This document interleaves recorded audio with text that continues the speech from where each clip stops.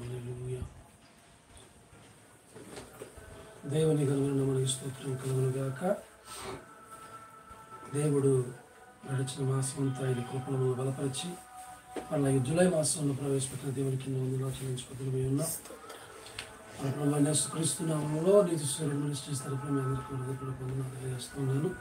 దేవుడే మన జీవితాలలో గడిచిన కాలమంతా ఆయన కృపను బలపరిచి మనల్ని నడిపించినట్లుగా క్షేమకరంగా మరొక మాసంలో ప్రభు సజీవులుగా ఉన్నామంటే కేవలం ఆయన కృప మనకు తోడుగా ఉంచి సజీవులుగా నిలబెట్టింది కాబట్టి మరొక మాసంలో సజీవులుగా స్తుతిస్తూ ఉన్నాం. మరి ఈ నెల వాగ్దానం కొరకు ప్రార్థన చేస్తున్నప్పుడు దేవుడు మొదలుపెట్టిన మాటలు మేము ముందు పెడతాను.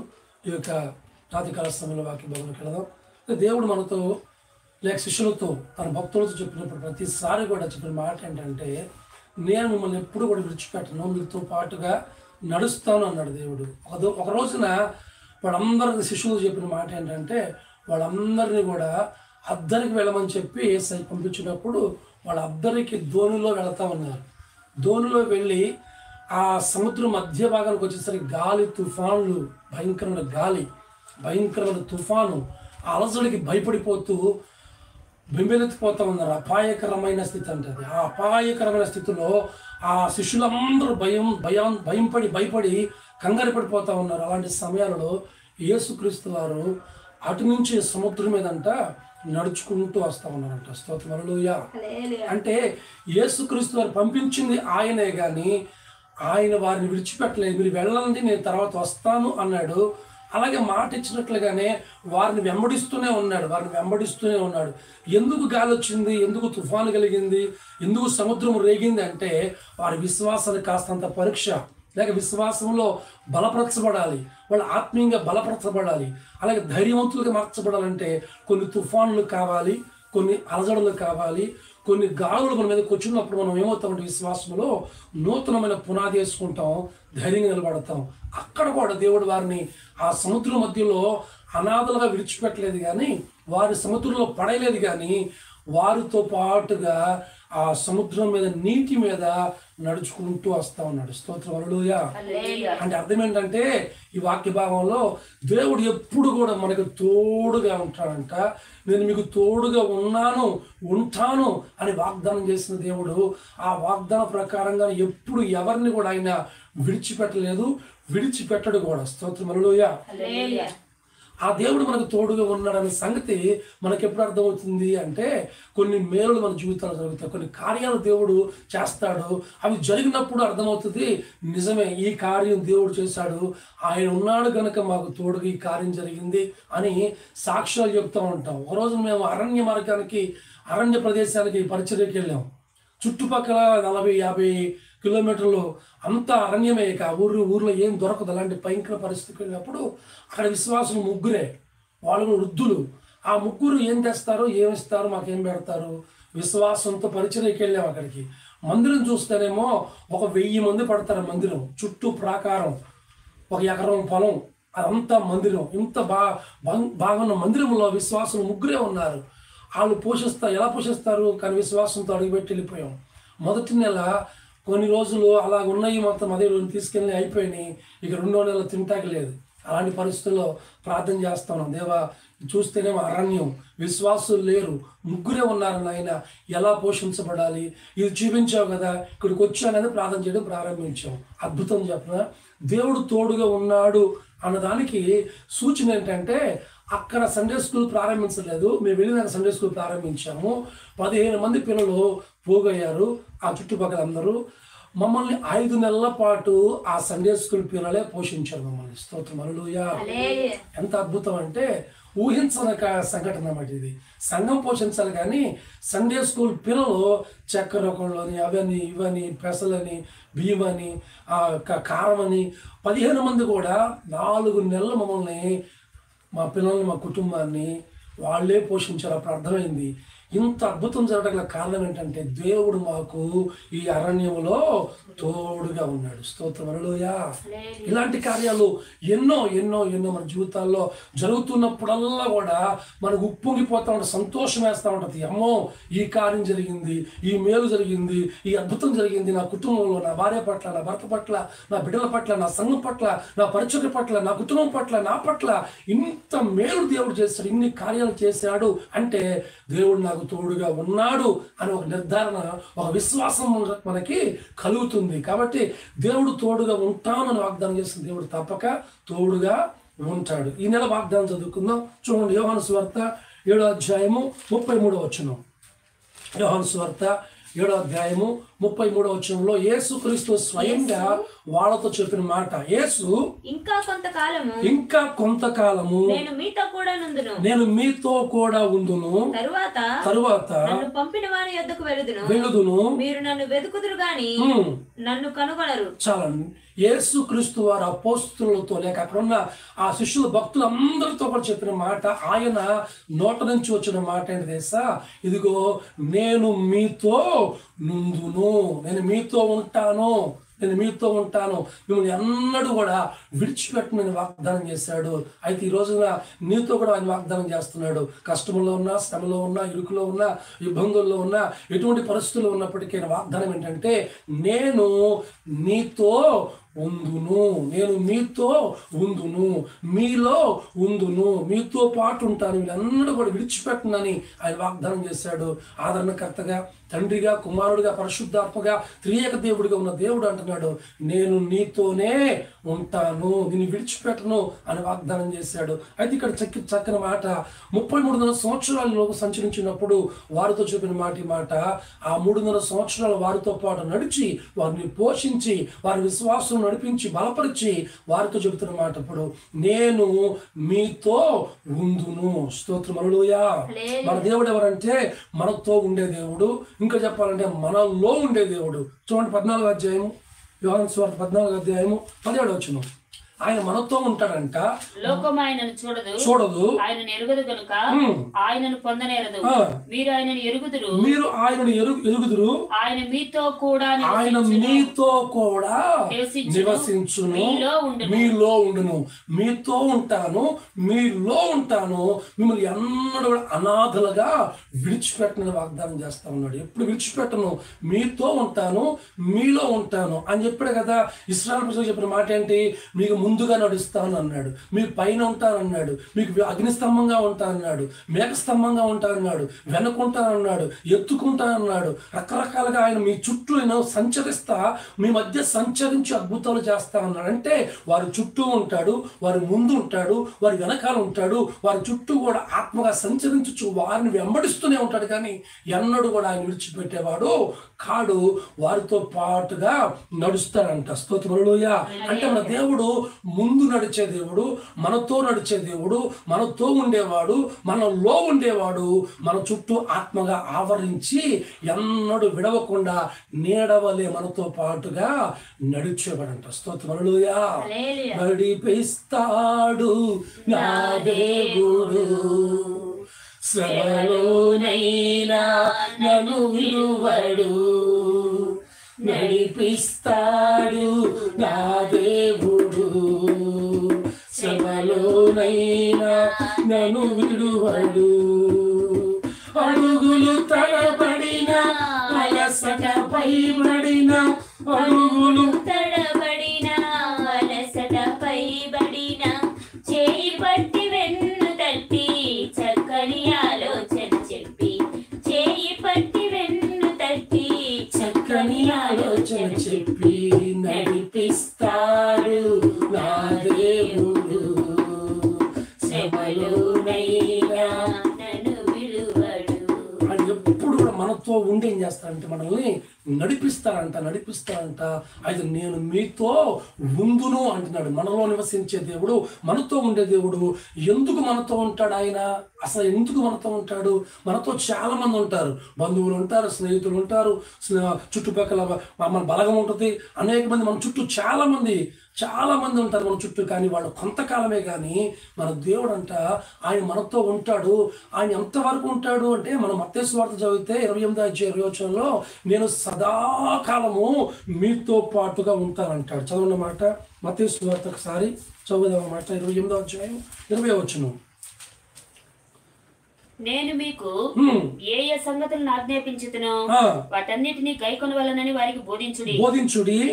ఇదిగో నేను యుగ సమాప్తి వరకు సదాకాలము మీతో కూడా ఉన్నానని వారితో చెప్పాను. ఈ మాట చాలా అందరికి తెలిసిన మాట. ఈ మాట సదాకాలం. ఎంతకాలం ఉంటావు అంటే కొంతకాలం కాదు, కానీ ఆయన సదాకాలం కూడా నేను నీతో ఉంటాను, మిమ్మల్ని నడిపిస్తాను అని ఆయన వాగ్దానం చేస్తా ఉన్నాడు. మీతో ఉన్న దేవుడు ఎంతకాలం ఉంటాడు అంటే, మనుషులలాగా కొంతకాలం అని మాయమైపోడు, కానీ మన దేవుడు అంట సదాకాలం మనతో పాటు ఉండే దేవుడు. మరి ఆ సదాకాలం ఉన్న దేవుడు, ప్రభువా నువ్వు సదాకాలం మాతో ఉంటావు కదా, ఉండి మాకేం చేస్తావు నాయన, నువ్వు మాకు తోడుగా ఉంటే, సదాకాలం మాకు ఉంటే మాకేంటి మేలు, నువ్వు సదాకాలం మాకు తోడుగా ఉండి ఏం చేస్తావయ్యా అంటే అంటాడు. చదువుదామా 2వ దినవృత్తాంతముల గ్రంథము 19:11. సదాకాలం మనతో ఉన్న దేవుడు, నీతో ఉన్న దేవుడు, నాతో ఉన్న దేవుడు, మనలో ఉన్న దేవుడు ఏం చేస్తాడు? 2వ దినవృత్తాంతములు 19:11 చివరి వచనాలు. ధైర్యం వహించుడి. అక్కడి నుంచి ధైర్యం వహించుడి, మేలు చేయుటకై యెహోవా మీతో కూడా ఉండును, మీలో ఉండును. ఈ యొక్క జూలై మాసంలో అంటున్నాడు, నేను మీతో ఉన్నాను, మీతో ఉండును. దేనికోసం అయ్యా మాతో ఉండేది నువ్వు అంటే, ఇదిగో ధైర్యం వహించండి. బలహీనతలో ఉన్న, నిరాశలో ఉన్న, కృంగిపోతున్న పరిస్థితులన్నీ అతలాకుతం అయిపోతున్నప్పటికీ కూడా, విపత్తులు మన మీదకి వచ్చినప్పుడు గాలి తుఫానులాగా ధైర్యం వహించండి. మేలు చేయుటకై యెహోవా మీతో కూడా ఉన్నాడు. మీకు దూరంగా ఉండేవాడు కాడైనా ఆయన సమీపంగా ఉండే దేవుడు, మనతో ఉండే దేవుడు, నడిపించే దేవుడు, మనకు కనిపించే దేవుడు, మనతో మాట్లాడే దేవుడు. ఆయన కార్యాలు చేయుటకై, మేలు చేయుటకై అంట ఆయన మీతో కూడా ఉన్నాడు. స్తోత్రం హల్లెలూయా. మేలు చేయుటకై ఆయన ఉన్నాడంట. అయితే ఆయన మనతో ఉంటే మనకి అనేకమైన మేలు ఆయన చేస్తాడు. ఒక దినాన సౌలు ఆ సోద చెప్తున్న దగ్గరికి వెళ్ళి ఆ సమయంలో పిలుస్తా ఉన్నాడు. సమయంలో పిలుస్తా ఉంటే, ఇప్పుడు యుద్ధానికి వెళ్ళాలి, ఫిలిస్తీన్ యుద్ధానికి వెళ్ళాలి, ఆ యుద్ధం చేయటానికి అసలు జయం వస్తుందా రాదా అని అడగటానికి ఆ సోది చెప్పే అందరికి వెళ్తే, అక్కడ సమయంలో వచ్చి సమయంలో మాట్లాడుతూ ఉంటాడు సౌలుతో. సౌలా, ఇగో సౌలు రాజా, నీ దేవుడు నిన్ను ఎడబాసినని నువ్వు ఎరగకున్నావా? ఎప్పుడైతే దేవుని మాట మీరావో, ఎప్పుడైతే దేవునికి దూరం అయిపోయావో, అప్పుడే దేవుడు నిన్ను ఎడబాసాడు. దేవుడు ఇంతకుముందు నీకు తోడుగా ఉన్నాడు, కానీ ఇప్పుడు దేవుడు నీకు తోడుగా లేడు అని సమయాలు పలకగానే కుప్పకూలిపోయాడు సౌలు రాజు. వెంటనే కుప్పకూలిపోయి, నా కుమారుడు యోనాతాను నేను యుద్ధానికి. ఏంటా మాట అంటే, నీ దేవుడు నీకు తోడుగా లేడు. ఈ భయంకరమైన మాట ఎప్పుడైతే విన్నాడో కుప్పకూలిపోయాడు, నిరసలిపోయాడు. తన జీవితంలో దేవుడు ఎడబాసాడు, దేవుడు దూరం అయిపోయాడు నాకని ఎంత కుమిలిపోయి వేదన చెందాడు, కానీ తిరిగి మరలా సహాయం పొందుకోలేకపోయాడు. దేవుని తోడు లేకపోతే కృంగుదల, దేవుని తోడు లేకపోతే నిరాశ, దేవుని తోడు లేకపోతే ఒక భయం మన జీవితంలో వస్తుంది. కానీ దేవుడు తోడుంటేనంట మేలు చేయుటకై ఆయన మీకు తోడుగా ఉన్నాడు. స్తోత్రం హల్లెలూయా.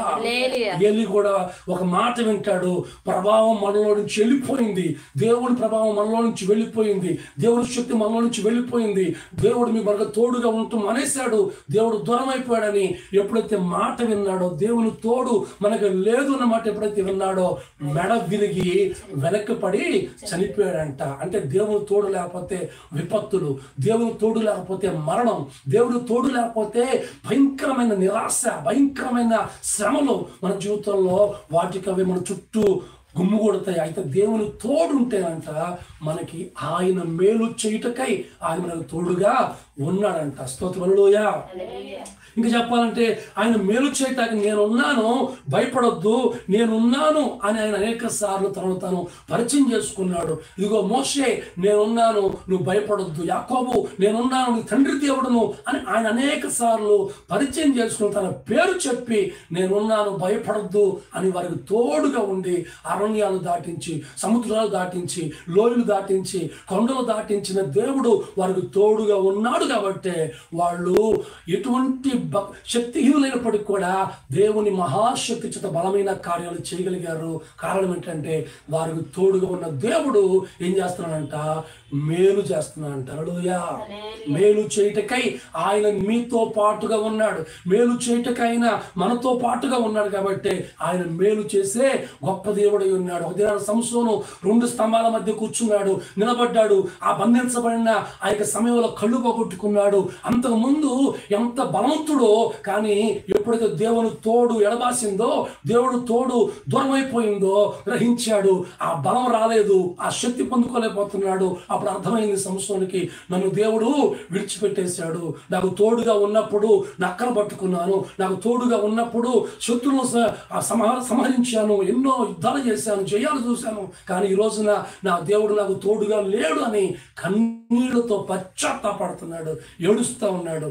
చేయకూడని పనులు చేసి, పొరపాట్లు చేసి వాళ్ళు దేవుని తోడు మీరి, ఆ దేవుని తోడు దూరం అయిపోయే వాళ్ళు ఆ 2 కళ్ళు పోగొట్టుకుని అక్కడ పశ్చాత్తాపడుతున్నాడు. కారణం ఏంటంటే ఈ భక్తులందరూ కూడా వాళ్ళు దేవుడు ఎప్పుడైతే విడిచిపెట్టి వెళ్ళిపోయాడో అప్పుడు వారు కళ్ళు తెరిచి, నిజమే ఆ రోజునేమో దేవుడు తోడుగా ఉంటే ఎన్నో కార్యాలు చేశాడు, కానీ ఈ రోజున సౌలు కానీ, ఇదిగో ఏలీ కానీ, సంసోను కానీ వాళ్ళ యొక్క జీవితాల్లో ఏడ్చి కన్నీరు కారుస్తూ పశ్చాత్తాపడుతున్నారు. దేవా, మమ్మల్ని విడిచిపెట్టేసావు నాయన, మాకు తోడుగా ఉన్నప్పుడు మేము జయాలు చూసాం, కానీ ఇప్పుడు మేము ఏం చేయలేకపోతున్నాం నాయని ఎంత వేదనతో కొండ మీద ఒక ఆయన చనిపోయాడు, ఆ స్తంభాల మధ్యలో ఒక ఆయన చనిపోయాడు, మెడవిరిగి మందిరంలో ఒక ఆయన చనిపోయాడు. కారణం ఏంటంటే దేవుని తోడు ఎడబాసిందని వాళ్ళకి అప్పుడు తెలిసింది చివరిలో. అయితే మన దేవుడు మనల్ని ఎప్పుడు కూడా విడిచిపెట్టేవాడు కాదు. నువ్వు గనక ఆయనకి సరైన మార్గంలో ఉంటే, ఆయనకి ఇష్టమైన మార్గంలో ఉండగలిగితే, ఆయన చిత్తాన్ని చేయగలిగితే, ఆయన అంటున్నాడు, నేను మిమ్ములను విడిచిపెట్టను. దావీదు అంటాడు, దావీదు అంటే ఎక్కడికి వెళ్ళినాడంట దావీదుకి జయమే కలిగిందంట. దావీదు ఎక్కడికి వెళ్ళినంట యెహోవా దావీదుకు తోడుగా ఉన్నాడన్న సంగతి సౌలు చూసి భయపడ్డాడంట. ఎవరు తోడుగా ఉన్నారు? యెహోవా దావీదుకు తోడుగా ఉన్నాడంట. కాబట్టి గొల్యాతును జయించగలిగాడు, రాజ్యాలు జయించగలిగాడు, శత్రువులు జయించగలిగాడు, శత్రువు మోకను జయించగలిగాడు. ఇంటిలో శత్రువులు, బయట శత్రువులు, రాజ్యంలో అరణ్యంలో కూడా శత్రువులు, అంత చుట్టుపక్కల శత్రువులే. కానీ నలుదిశలా నెమ్మదలేని పరిస్థితుల్లో కూడా జయాన్ని ఎలా చూడగలిగాడంటే దావీదు కంట యెహోవా తోడుగా ఉన్నాడంట. స్తోత్రం. హల్లెలూయా. నా తోడు నీవుంటే అంతే చాలయ్యా, నా ముందు నీవుంటే భయమే లేదయ్యా, నా తోడు నీవుంటే అంతే చాలయ్యా, నా ముందు నీవుంటే లేదయ్యా. ప్రేమ పూర్ణుడా, స్నేహశీలుడా,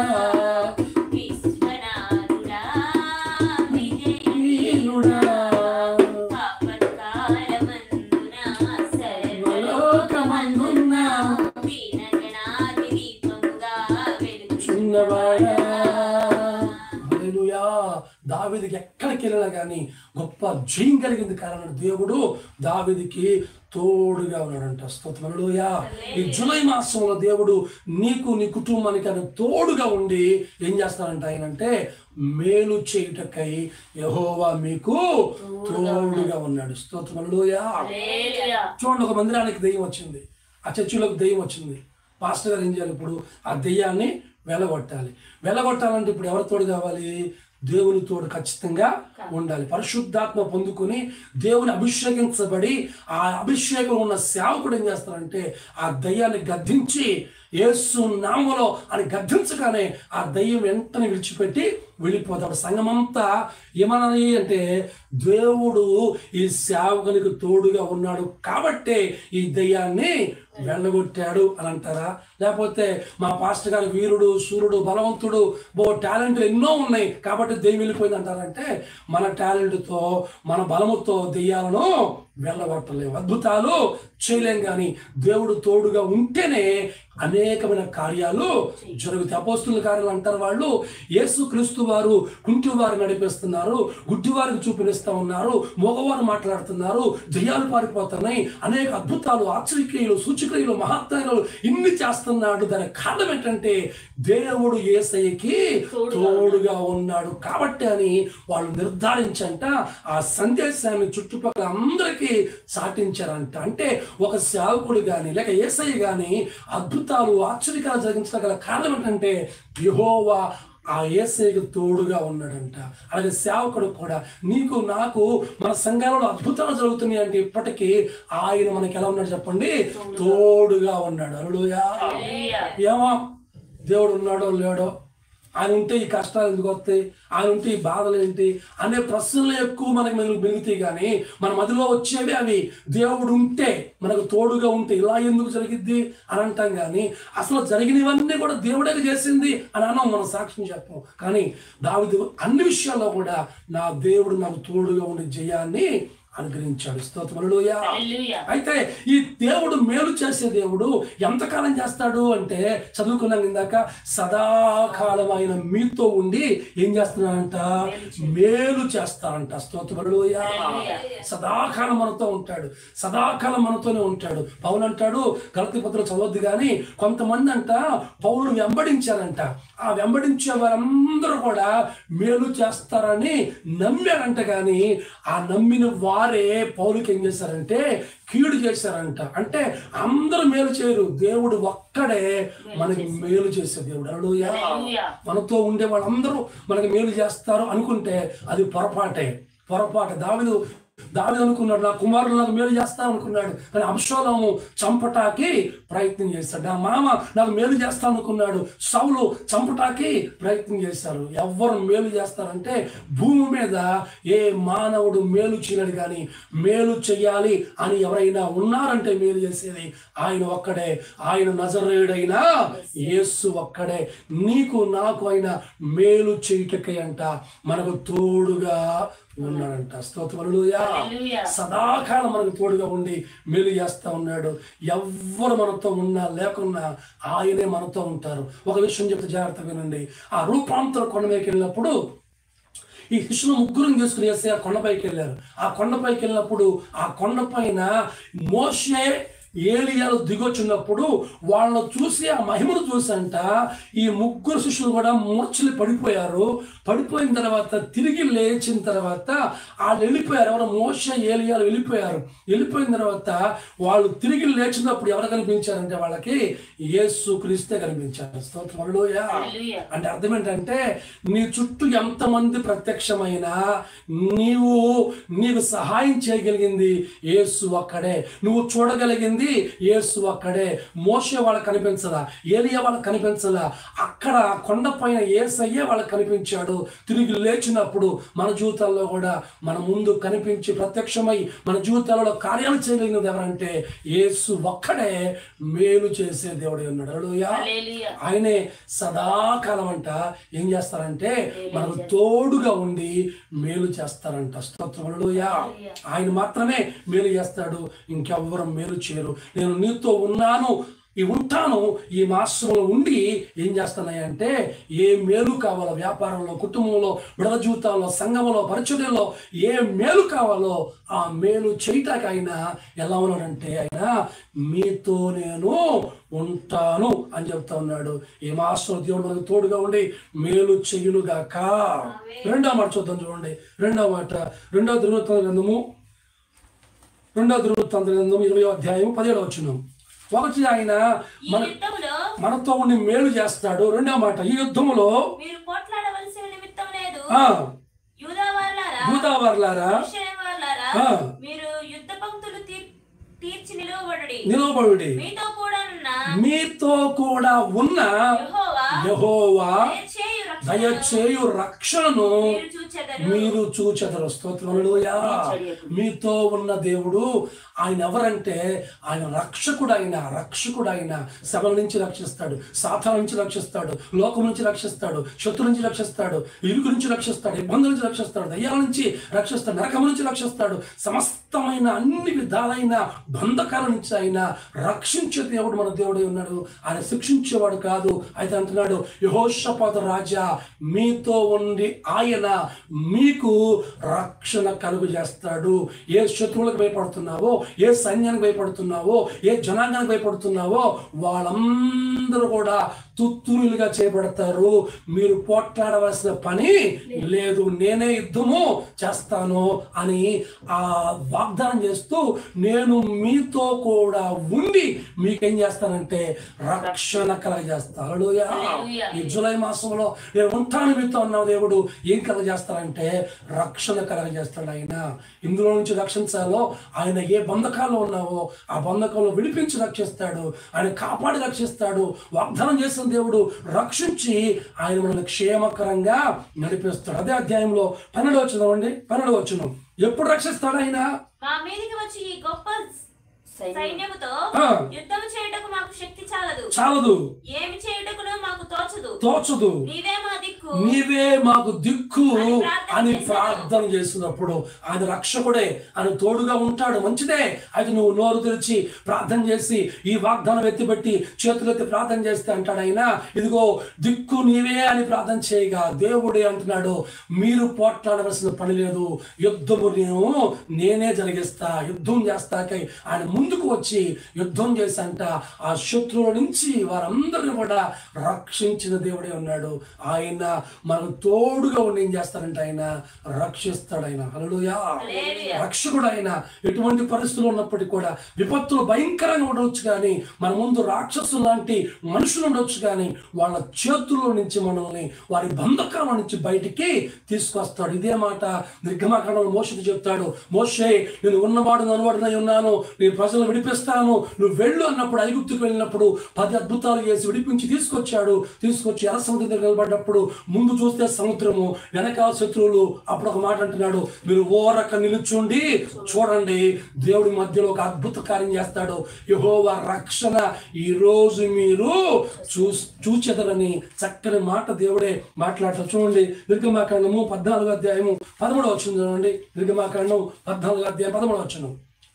అందుకు మోషే భయపడకుడి, యెహోవా మీకు నేడు కలగచేయు రక్షణను మీరు ఊరక నిలుచుండి చూడుడి. ఊరక నిలబడండి. అది సముద్రమైన, అది శత్రువైన, అది అగాధమైన, అది రోగమైన, అది భయమైన, అది ఇరుకైన, ఇబ్బంది అయినా, ఎటువంటి చెరసాలైనప్పటికీ కూడా వాటి ముందంట జయాన్ని కలగజేసి 6 నెలలుగా చేసి వారిని అద్దరికి నడిపించిన దేవుడు, శత్రు సమూహాలను సముద్రంలో ముంచివేసిన గొప్ప దేవుడు. ఆయన రక్షించి వారికి తోడుగా ఉండి వారు చూస్తూ ఉండగానే వారి గొప్ప రక్షణ భాగ్యాన్ని వారికి అనుగ్రహించిన దేవుడు. ఎప్పుడంటే వారికి తోడుగా ఉన్నప్పుడు. యెహోషాపాతు కానీ మోషే కానీ వీళ్ళందరూ కూడా ప్రార్థన చేసినప్పుడు, అందుకే దేవుని వాక్యం చెప్తుంది, వారి ప్రార్థనల వైపు దేవుడు తిరిగంట వారికి ఏం కలగజేస్తున్నాడంటే రక్షణ కలగజేస్తా ఉన్నాడు. హల్లెలూయా. ఆయనే మనం రక్షించేవాడు, ఆయన మనల్ని విడిపించే దేవుడై ఉన్నాడు. ఇంత గొప్ప రక్షణ ఆయన మాత్రమే ఇవ్వగలిగిన వాడిగా మనకు కనిపిస్తా ఉన్నాడు. దేవుని వాక్యం ఉంటుంది, నేను మీకు తోడుగా ఉండి ఏం చేస్తానంటే రక్షణ కలగజేస్తాను. మొర్దెకై అంటాడు ఎస్తేరుతో, ఈ సమయంలో రాజు సముఖానికి నువ్వు వెళ్ళాలి, వెళ్ళి కనిపించాలి. ఒకవేళ నువ్వు కనిపించి తిరిగి వస్తే మాకేమన్నా రక్షణ కలుగుతుందేమో అని అంటే, అమ్మో నేను రాజు ముందుకు వెళితే చంపేస్తాడేమో అని భయపడతా ఉంటే, అక్కడ చక్కని మాట మొర్దెకై అంటాడు. చదువుతున్న మాట ఎస్తేరు 4వ అధ్యాయము 13-14 వచనంలో, ఈ సమయంలో నువ్వు ఖచ్చితంగా రాజు ముందుకు వెళ్ళాలి, మా సంగతి అంతా వాళ్ళకి రాజుగారికి చెప్పాలి అన్నప్పుడు ఆమన్న మాటలు 4వ అధ్యాయం 13వ వచనం. ఎస్తేరు 4, 13, 14 వచనాలు. యూదులకు సహాయము వేరొక దిక్కు నుంచి వస్తుంది. మొర్దెకై చక్కని మాట చెప్తున్నాడు, ఇప్పుడు కనుక నువ్వు మౌనంగా ఉంటే, ఇప్పుడు కనుక నువ్వు ఈ కార్యం చేయకపోతే, ఇప్పుడు కనుక నువ్వు అడుగు వేయకపోతే యూదుల కంట మరొక దిక్కు నుంచి సహాయము. మొర్దెకై ఎస్తేరుతో ఇట్లు ప్రత్యుత్తరం ఇచ్చినాయి, రాజనగరిలో ఉన్నంత మాత్రము చేత యూదులందరికంటే నీవు తప్పించుకుందువని నీ మనసులో తలంచుకొనవద్దు. నీవు ఈ సమయమందు ఏమయో మాటలాడక యూదులకు సహాయమును విడుదలయు దిక్కు నుంచి వచ్చును గాని నీవును నీ తండ్రి ఇంటి వారు నశించదు. అంటే దిక్కు నీవే అని మొర్దెకై కూడా అర్థమైంది.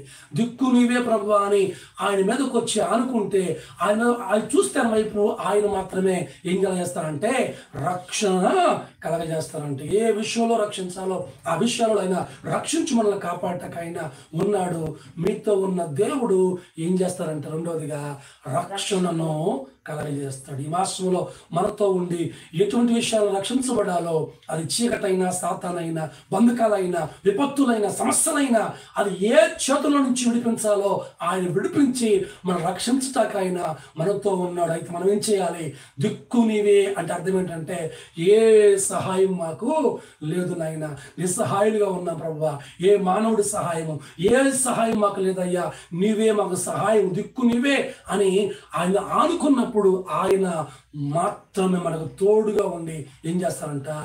రక్షిస్తారంట. హల్లెలూయా. ఆయన మాత్రమే మనం విడిపిస్తారు, ఇంకెవ్వరు కూడా రక్షించలేరంట. స్తోత్రం. హల్లెలూయా. మూడో మాట చూద్దాం, చూడండి. మూడో మాట లూకా సువార్త 9వ అధ్యాయము 41వ వచనం. ఒకటి, ఆయన మనకు సదాకాలం తోడుగా ఉండి మనతో ఉన్న దేవుడు ఆయన ఏం చేస్తాడంటే మేలు చేస్తాడు. మనతో ఉన్న దేవుడు రక్షిస్తాడు. మనతో ఉన్న దేవుడు ఏం చేస్తున్నాడు? అందుకు యేసు నేను ఎంతకాలం మీతో కూడా ఉండి మిమ్మును సహింతును. చాలండి. మీతో ఉన్న దేవుడు మనతో ఉన్న దేవుడు ఏం చేస్తున్నాడు అంటే మూడవదిగా మన విషయాలు అన్ని అంటే ఏం చేస్తున్నాడు? సహిస్తా ఉన్నాడంట. మనల్ని అన్ని కూడా చూస్తా ఉన్నాడు. మనం ఏం చేస్తున్నా కానీ చూస్తా ఉన్నాడు. కానీ చూస్తున్నాడు కానీ శిక్షించటంలా. ఇది ఒక ఆశ్చర్యం కలుగుతుంది. శిక్షించటంలా చూస్తా ఉన్నాడు, సహిస్తా ఉన్నాడు. ఎన్ని చేసినప్పటికీ, ఎన్నిసార్లు తృణీకరించినప్పటికీ, తిరుగుబాటు చేసినప్పటికీ, మందిరాన్ని విడిచిపెట్టినప్పటికీ, దేవుని మీద తిరుగుబాటు చేసినప్పటికీ, ఆయన కార్యాలు చేసిన మర్చిపోయినప్పటికీ కూడా ఆయన మనల్ని ఏం చేస్తున్నాడంట? మనతో ఉండి ఏం చేస్తున్నాడు? సహిస్తా ఉన్నాడు. ఆ శిలువ శ్రమ ఎలా సహించాడో, ఆ శిలువ యాగాన్ని ఎలా సహించాడో, ఆ శ్రమ ఎలా సహించాడో నిన్ను నన్ను కూడా పొరపాట్లు చేస్తున్నా, తొలగిపోతున్నా, జారిపోతున్నా, పడిపోతున్నా, దేవుని దూరమైపోతున్నా కానీ అలా చూస్తా ఏం చేస్తున్నాడు తెలుసా? సహిస్తా ఉన్నాడు. ఆయన మనతో ఇంకా మారతాడేమో, అందుకే అన్నాడు ఇంకొక సంవత్సరము ఈ చెట్టు ఉండనిమ్ము, దీనికి ఎరువు వేస్తా, నీళ్లు పోస్తా అని బతిమాలుకుంటూ ఇంకొక సంవత్సరం ఇది అవకాశం ఇవ్వమని బతిమాలుకుంటున్నాడు దేవుణ్ణి. ఆయన సహిస్తానే మన తోడుగా ఉండంట మన దీనంగా చూస్తా ఉన్నాడంట. ఎప్పుడైనా మారతాడేమో, ఈ సంవత్సరం మారుతుందేమో, ఈ నెల మారుతాడేమో, ఇంకా మార్పు చెందుతాడేమోనంట. ఆయన మనతో పాటు ఉండి ఏం చేస్తున్నాడు? సహిస్తా ఉన్నాడు. స్తోత్రం. హల్లెలూయా. నిజంగా పాస్టర్ గారు అనుకుంటాం కానీ తెల్ల బట్టలు వేసుకున్నాడు ఆయనకి అనుకుంటాం కానీ పాస్టర్ గారికి ఉండే కష్టాలు అన్నీ ఇన్ని కావు. స్తోత్రం చేద్దాం ఒకసారి. ఎన్ని కష్టాలు తెలుసా? తెల్ల బట్టలు వేసుకున్నాం అనుకో అంటారు, ఆయనకేంటమ్మా ఇస్త్రీ బట్టలు అయితే తెల్ల బట్టలు అయితే తిరుగుతాడు, ఆయనకేంటి, ఆయన పనే పాట అని అంటారు. నేను సిరిగిపోయిన తిరిగాం అనుకోండి, ఏం పని లేక ఎన్ని కానుకలు ఎత్తున్నాం మనం, చూడు ఎంత పిచ్చినారోడో, ఆ పాత బట్టలు వేసి తిరుగుతున్నాడు అంటారు. బయట సువార్త చేసాం అనుకో, సంఘాన్ని పట్టించుకోరు కానీ ఊరు మొత్తం తిరిగి వస్తాడు అంటారు. పోనీ సంఘంలో ఉండి కుటుంబ ప్రార్థన పెడితే ఎప్పుడు కుటుంబ ప్రార్థన పెట్టి చంపేస్తున్నాడు, అటు బయటికి వెళ్ళొచ్చు, ఆ పాస్టర్లు చూడు అట్లా వెళ్తున్నారో, ఎటు సంపాదించుకోవాలి అంటే ఏం చెప్పాలి ఇక పాస్టర్ గారి. మరి ఎన్ని సహిస్తున్నాడు పాస్టర్ గారు. కూరలు ఉప్పు ఎక్కువైనా పాస్టర్ గారిని తిడతారు, ఆదివారం వర్షం వచ్చినా పాస్టర్ గారిని తిడతారు, సాప తడిచినా పాస్టర్ గారిని తిడతారు, ఆ గిన్నె బొక్కబడినా పాస్టర్ గారిని తిడతారు, కరెంటు పోయినా పాస్టర్ గారిని తిడతారు, కుటుంబ ప్రార్థన రాకపోయినా పాస్టర్ గారిని తిడతారు, పప్పులో ఉప్పు ఎక్కువైపోయినా పాస్టర్ గారిని తిడతారు. ఇక చెప్పాలంటే 100 ఉన్నాయి. ఇక ఇవన్నీ ఎవరి మీద వేసేస్తారంటే పాస్టర్ గారు ఉన్నారు. ఇక ఆయన మీద వేసే ఇక అంతే. ఇక అన్నీ ఇక నష్టాలు వచ్చినా కష్టాలు వచ్చినా ఎక్కువ ప్రార్థన చేస్తాం. మా పాస్టర్ చాలా ప్రార్థన చేస్తాడు, ఈ పద్దాకా ప్రార్థన చంపేస్తాడు అంటారు. ప్రార్థన చేయలేదుకో మా పాస్టర్ గారు తిని పడుకుంటాడు, సోమరోడండి అంటారు. ఏం చెప్పాలి? ఇక ఇన్ని సహించి నెత్తి మీద వేసుకుని కనిపించిన సిలువ వేసుకుని పాస్టర్ గారు అలాగ గొర్రె బొచ్చు కనుక ఆ గొర్రెలాగా పోవటమే కానీ ఒక్క మాట తిరిగి మాట్లాడతా ఉందా? మాట్లాడితే సంఘం ఉంటుందా? మాట్లాడితే సంఘానికి తాళం వేయగా ఇక నోటికి తాళం వేసుకుని అలా కళ్ళతో అలా చూస్తా నోరుండి మోగవాడంట, కళ్ళుండి గుడ్డివాడంట. సేవంటే ముళ్ళబాట సోదరా కానే కాదు పూలతోట సోదరి, ముళ్ళబాట సోదరా కాదు పూలతోట సోదరి, కళ్ళుండి నీవు గుడ్డివాడి ఉండాలి, నోరుండి నీవు మూగవాడి అవ్వాలి, కళ్ళుండి నీవు గుడ్డివాడి అవ్వాలి, నోరుండి నీవు మూగవాడి అవ్వాలి. పోరాని దారిలో నీవసలే పోరాదు, పోరాని దారిలో నీవసలే పోరాదు, విలువన్న చోటుకై నిరీక్షణతో ఉండాలి, ముందున్న మహిమకై నిరీక్షణతో ఉండాలి. సేవంటే ముళ్ళబాట సోదరా కానే కాదు పూలతోట సోదరి, కానే కాదు. పూలతోట సోదరి. ఈ ముళ్ళబాట సేవ అంటే ఈ ముళ్ళు తొక్కుకుంటూ రక్తం కారుతున్నా, మాడు పగిలిపోతున్నా, కడుపు రగిలిపోతున్నా, లోపల తింటాకి తిండుండదు. ఒకసారి వస్తువులున్న మంచిలు తాగినా సరే మంచే చెప్పాలి. స్తోత్రం హల్లెలూయా. ఇంటికాడ మంచిలు తాగి రావాలి, వాళ్ళకి మాత్రం మంచే చెప్పాలి, దీవెనలే చెప్పాలి, నవ్వుతూ చెప్పాలి, సంతోషం చెప్పాలి. ఎంత సహిస్తున్నాడు సేవకుడు. లోపల పొద్దు నుంచి ఏం తినలా, మంచిలా వచ్చాడు, మీకు మాత్రం ఏం చెప్పాలంటే దీవెనలు దీవెనలు దీవెనలు, అబ్బా ఆశీర్వాదాలు మేలులు, దేవుడు దిగేశాడు వచ్చేసాడు ఇచ్చేసాడు అంటే అబ్బా ఈరోజు మా పాస్టర్ చంపేశాడు వాక్యం అంటారు. ఒకవేళ ఎప్పుడైనా ఒక మాట ఏదో అన్నాడు అనుకో, ఈరోజు మా పాస్టర్ శపించేశాడుగా అంటారు. అంటే ఏం చెప్పాలి? ఇక ఇవన్నీ సహించేది ఎవరంటే యేసయ్యలాగా ఒక సేవకుడు సహిస్తూ భరిస్తూ చచ్చే వరకు మాకున్న గిఫ్ట్ ఏంటంటే నోరుండి మోగవాడు, కళ్ళుండి గుడ్డివాళ్ళం, కాళ్ళుండి కుంటివాళ్ళని అలాగా వెళ్ళిపోతున్నాడు. యేసయ్య కూడా అంట మనతో ఉండి ఆయన ఏం చేస్తున్నాడు? మనల్ని సహిస్తా ఉన్నాడు. స్తోత్రం హల్లెలూయా. చూడండి, పాస్టర్ గారికి తెలియదా ఏ విశ్వాసం ఎలాంటిదో? తెలియదా ఏ విశ్వాసం ఏం మాట్లాడద్దు ఇంటికి వెళ్ళాక? తెలియదా ఏ విశ్వాసం ఎలా ఉంటుందో, ప్రవర్తన ఎలాంటిదో, మాట ఎలాంటిదో, ఎలా మాట్లాడో తెలియదా? తెలుసు కూడా మాకు ఇచ్చిన ఒక గిఫ్ట్ అంటే సహించటమే. వాళ్ళందరూ ఎవరంటే కుటుంబం, కూతురు కొడుకులు, కూతుర్లు, కుమారులు, కుమార్తెలు. కాబట్టి సేవకుడు సహించాలి, సంఘం కూడా సేవకుడిని సహించాలి. యేసయ్య కూడా మనల్ని సహిస్తున్నాడంట. మీతో పాటు ఉండి మిమ్మల్ని ఏం చేస్తున్నానంటే సహిస్తానే ఉన్నా, చూస్తా ఉన్నా. మీరు ఏం చేసినా సరే సహిస్తూ మీకోసం ఏం చేస్తున్నానంటే ప్రార్థన చేస్తా ఉన్నా. దేవా ఇప్పటికైనా కళ్ళు తెరువయ్యా, బ్రతికించయ్యా, కాపాడయ్యా, రక్షించయ్యా, వారిని పోషించయ్యా, వారిని నడిపించయ్యా, ఎవరు నా ప్రజలయ్యా, నా బిడ్డలయ్యారంట, మనతో ఉండంట ఆయన విజ్ఞాపన చేస్తున్నాడంట. స్తోత్రం హల్లెలూయా. తండ్రి ఎద్దుకు వెళ్ళి వేడుకుంటున్నాడు, విజ్ఞాపన చేస్తున్నాడు, ప్రార్థన చేస్తా ఉన్నాడు, బతిమాలుకుంటున్నాడు. ఆయన ఎందుకంటే మనల్ని ఆయన అన్ని విషయాల్లో కూడా సహిస్తా ఉన్నాడు. హల్లెలూయా. చూడండి కీర్తన బాగా ఒకసారి, కీర్తన 78వ కీర్తన 38వ వచనం. ఆయన కోపం అంట నిమిషం మాత్రమే ఆయన కోపం అంట, కానీ ఆయన దయ ఆయుష్కాలం అంట. ఆ నిమిషం మాత్రం కోపానికి ఎప్పుడు గురి కాకూడదు. అయితే ఆయన వాత్సల్య సంపూర్ణుడై వారిని నశింపచేయక దోషము పరిహరించువాడు, తన ఉగ్రతను ఏమాత్రమును రేపుకొనక పలుమారు కోపము అణుచుకుంటున్నాడంట. చూసారా, దేవుడు మనం చేస్తున్న చేష్టలకి, మన మాటలకి, మన భక్తికినో మన మాటలకి ఏ మాత్రం తేడా అసలు పొంతన ఉండదు. మన భక్తి వేరు, మనం మాట్లాడే మాటలు వేరు, మన భక్తి వేరు, మన నడక వేరు, మన భక్తి వేరు, మన తీరు వేరు, మన భక్తి వేరు, మన చూపు వేరు, మన భక్తి వేరు, లోక తీరు వేరు. ఇలాగా లోకంతో మిళితమైపోయి ఇష్టానుసారంగా తిరిగినప్పటికి కూడా, తిరుగుబాటు చేసినప్పటికి కూడా అన్ని చేష్టలో భరిస్తూనే తన కోపాన్ని రేపుకొనక అణుచుకుంటున్నాడంట. ఓ కోపమా పో, తగ్గిపో, నా ప్రజలకు ప్రేమ పంచాలి, కృపను పంచాలి, దయను పంచాలంట. కోపాన్ని అణుచుకొని మన మీద ఏం చేస్తానంటే కృపను వాత్సల్యతను అనుదినము నూతనముగా మీ ఎడల వాత్సల్యత పుట్టిస్తున్నాడని. యెహోవా కృపగలవాడు, వాత్సల్యత ఎడతెగక నిలిచినది గనుక మనము నిర్మూలము కాకున్న వారము అనుదినము నూతనముగా ఆయనకు వాత్సల్యత పుట్టుచున్నదంట. స్తోత్రములుయా. ఆయన కృప, క్షేమాలు, వాత్సల్యత ప్రతిరోజు కూడా ఆ కోపాన్నేమో అణుచుకుంటున్నాడు, సహిస్తున్నాడు.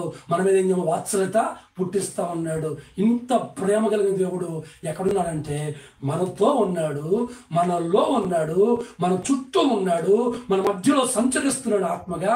మనం విడిచిపెట్టకుండా సహిస్తూనే ఉండి నడిపిస్తా ఉన్నాడంట. చూడగా ఒక మాట చదవండి. యెషయా గ్రంథం 42వ అధ్యాయము 14వ వచనం. యెషయా 42వ అధ్యాయము 14వ వచనం.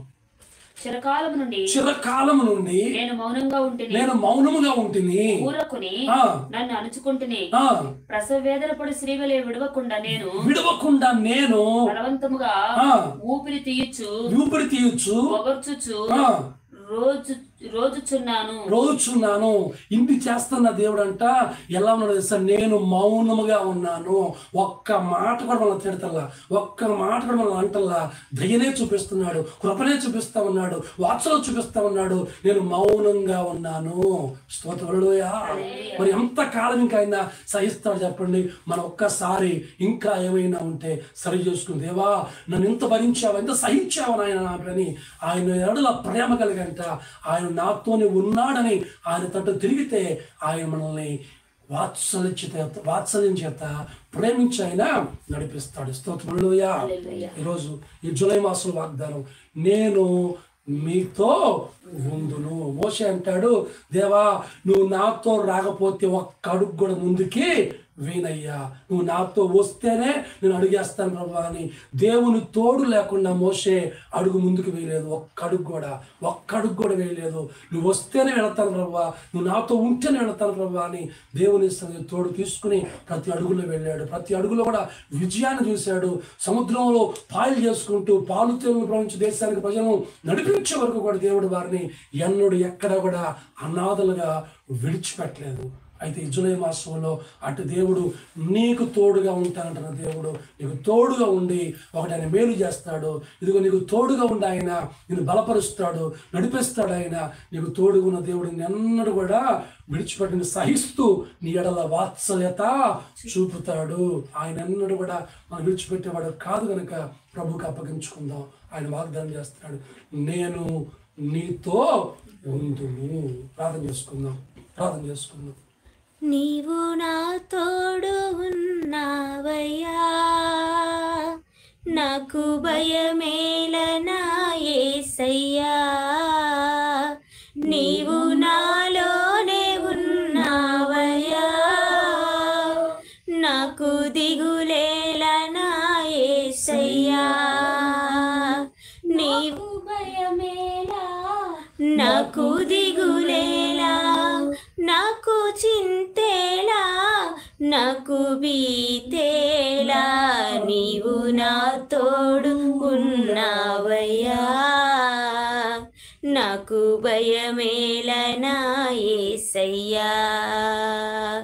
నీవు నాలోనే ఉన్నావయ్యా, నాకు దిగులేలా ఓ మెస్సయ్యా. సర్వాధికారి నీకు వందనాలు నాయనా, జీవాధిపతి, మా పితరులతో ఉన్న దేవుడు నాయన, అపోస్తులతో ఉన్న దేవుడు అయ్యా. నిజమే నాయనా, నేను మీతోనే ఉన్నాను, మీలో ఉన్నాను, ఎన్నడూ నువ్వు విడిచిపెట్టనున్నావు నాయన. రక్షించే దేవుడు అయ్యా, నువ్వు మాతో ఉండి మాకు మేలు చేసే దేవుడు నాయన. నువ్వు మాతో ఉండి మమ్మల్ని రక్షించే దేవుడు అయ్యా. నువ్వు మాతో ఉండి మమ్మల్ని సహించి మాడల వాత్సల్యం చూపించే దేవుడు నాయన. నీ ప్రేమ అయ్యా తను కొరత లేనిది అయ్యా. అయ్యా నీ ప్రేమ అపారమైంది నాయన. అయ్యా నీ ప్రేమ వెలకట్టలేనిది ప్రభు నాయన. మమ్మల్ని ప్రేమించావు కనుకనే సంవత్సరాలు జరుగుతుండగా మాడల నూతన కార్యాలు జరిగిస్తున్నావు తండ్రి.